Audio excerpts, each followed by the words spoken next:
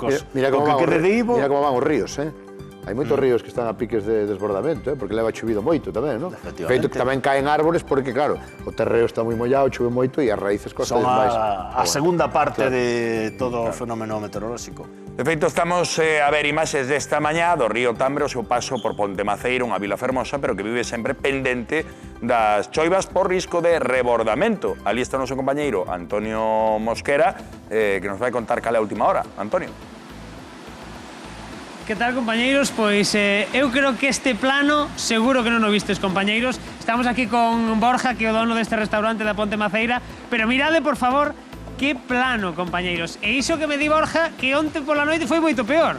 Sí, bastante peor. Onte estuvemos sin dormir hasta as 3 da mañán, polo menos, porque estábamos pendentes da crecida do río. Tuvemos a 10 centímetros de que entrara dentro do restaurante. Chegou a entrar algo no restaurante? Entrou pola parte de abaixo solo das terrazas, pero que dentro do restaurante non chegou a entrar. Puido ser peor, pero algo vos afectou daquela. Se entrou por abaixo, afectou-vos de alguna maneira? Tivestes que pechar ou...? De feito, hoxe estamos pechados porque fallaron un par de bombas da chica que temos aí, porque a auga negou todo e entonces queimounas. Claro.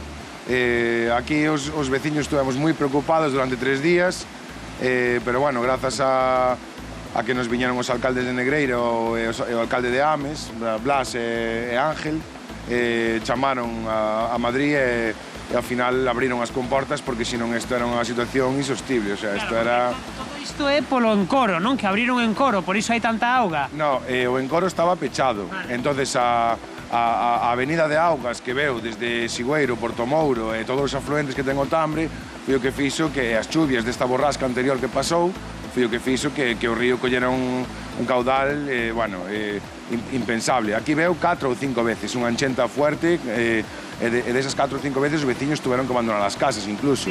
Sí. Veu Protección Civil. Dicirme que unha señora incluso hai anos que a tiveron que sacar en helicóptero. Hai moitos anos veu helicóptero, a señora ao final non foi capaz de subir a cesta do helicóptero e sacaronha finalmente cunha lancha pola carretera. Veu Protección Civil a sacala por unha carretera, pero o helicóptero estuvo encima da casa intentando sacala, claro. Estades acostumados, cando hai estas enchentas, pois a ter que convivir con isto, como... Sí, realmente, cando vemos que o río, os veciños teñen unhas marcas, temos os veciños aquí que xa teñen unhas marcas, cando chegan a esas marcas ao río, os veciños empezan a subir os muebles para a parte de arriba das casas e incluso fan maletas para marcharse a outro destino, porque aquí non se pode estar, lógicamente. O río, cando sube, non avisa, é unhas crecidas repentinas, avisa moi poucas horas antes. Nos aquí estamos da parte de Ames, non? E do lado contrario é Negreira, non? Porque, por exemplo, onde está o Pazo, ali en fronte, a ver se Javi nos pode dar plano, iso xa é Negreira. Iso é a zona de Negreira, é o Concello de Negreira. Aquí estamos no Concello de Ames. E estamos vendo que xusto diante do Pazo hai esas dúas casetas de pedra, iso... Son os muiños, ali hai 3 muiños.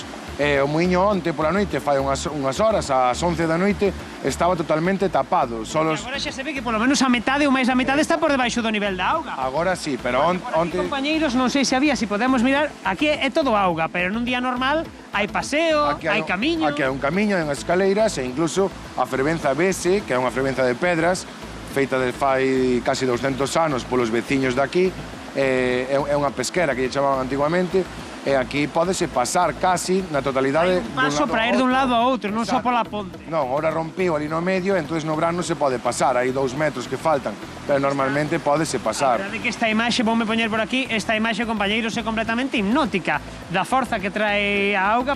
A verdade que é unha pasada, esperemos que solucionedes os problemas que vos causou esta enchente e non sei se queredes apuntar algunha cousa, compañeiros. Dende logo, mandares todo o ánimo que non chegue a rebordar máis este río, pero Antonio, antes que levades unha tarde moi tola, estabas en Cambados, víamos como remolcaban esa batea de cara adentro, de cara a ría. Non sei que nos podes contar, que puido pasar con esta batea? Pois, compañeiros, non sei se vistes as imaxes, agora son as 5 e case son as 5:20, pero ás 3:15 nos estábamos en Cambados e xusto esa batea que onte ás 10 da noite o temporal arrastrou ata a praia, ali entre Agove e Cambados, pois hoxe ás 3:15 da tarde conseguiron arrastrar de volta para alta mar. Conseguiron pois a cadea que estaba solta, conseguiron acoller e un barco, realmente foron dous barcos. Un dos barcos era de mantemento que está pendente das emerxencias que poidan ter as bateas, levaron de volta a alta mar, pero a verdade é que a imaxe era espectacular, porque era unha batea enorme, varada no medio da praia ali en Cambados. A verdade é que había, de vez en cando pasaba algún curioso, pero a imaxe era espectacular.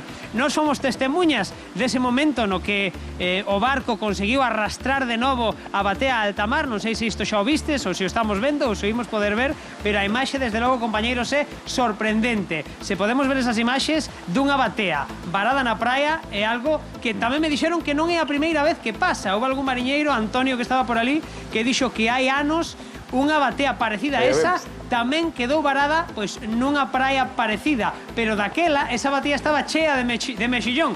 Polo menos esta estaba baleira, compañeiros. Creo que estades vendo as imaxes.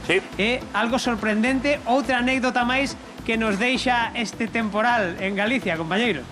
Pues moitísimas grazas, Antonio, parabéns tamén por estas imaxes e a ver que imaxes nos deixa Ivo. Agardemos que menos incidentes, dende logo. Moitísimas grazas, Antonio. Grazas. Se tomamos a palabra a Marcos, parece que ven un pouquiño máis frouxiño. Non sei se non lo dicía como unha palmadiña nas costas para que esteamos animados, porque hai un tren de borrascas. Sí.